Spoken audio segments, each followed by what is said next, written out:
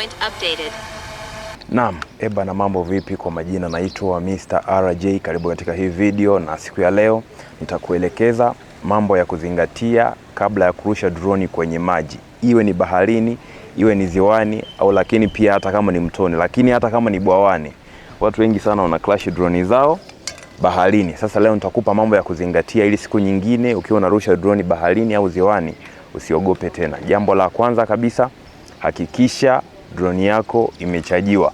Watu wengi sana huwa na crash kwa sababu unakuta na operate droni ambayo haina chaji. Sasa droni kama haina chaji, maana yake ikiishiwa chaji na ikawa mbali, maana yake unaweza kuwa tayari kwenye risk za kufanyaje, za kucrash. Mara nyingi drone na warning, lakini wengi huwa tunaignore kwa sababu unakuta labda unapata shoti zako kali, unaignore, tunajua kwamba nitarudi home.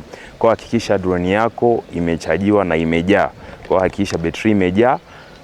Hilo ni jambo la kwanza. Jambo la pili la msingi, hakikisha remote yako pia imechajiwa, kwa sababu remote yako ikizima unakuwa hatarini kufanyaje, kucrash, specifically kama maeneo ambayo umetake off yalikuwa ni maeneo ambayo sio safe, lakini pia kuna mambo ya interference na mambo mengine ambayo yanaweza kusababisha ile auto return home isifanye kazi vizuri.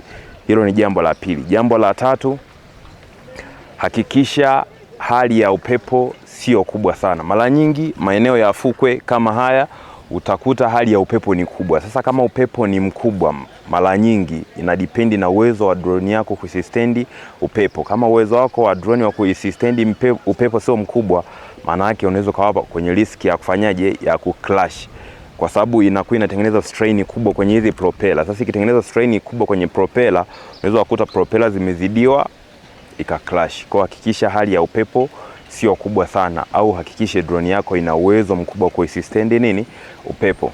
Jambo lingine la nne, hakikisha sehemu ambayo una take off kama hii hapa iwe prone. Kama unavyoweza kuona mimi hapa, haya maeneo yapo prone, manake ikitokea emergency yoyote, emergency landing, au labda narudisha drone yangu nikiwa nakimbizana na chaji kuisha, kwa hiyo nitahakikisha kwamba ili eneo unaliona lipo prone, kwa hiyo drone yangu itaweza kulendi salama.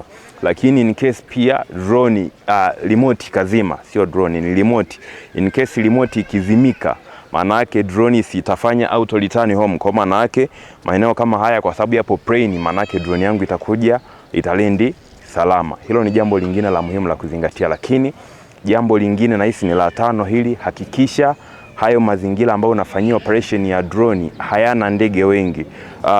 Ni kawaida kuona mazingira kama haya ya fukwe au mazingira ya karibu na bahari au ziwa kuna kuaga na hawa ndege. Sasa ndege wakati mwingine wanakuaga wanaataki hizi drone. Kwa hiyo uwe makini na ndege, hata kama haita ataki drone, lakini unaweza karusha drone propeller hii kaenda kumkwaruza ndege. Na kama unavyojua drone nyingi zina auto mechanism, in case propeller ikigusa tu kitu chochote kigumu, propeller zina stop. Sasa ile emergency propeller stop inaweza ikakusababishia wewe drone yako ikacrash. Ukizingatia hayo mambo, utaweza kutake off drone yako kwa usalama na kuweza kuilendi salama. Asante sana, tukutane kwenye video nyingine, twende tukarushe drone kama ifuatavyo.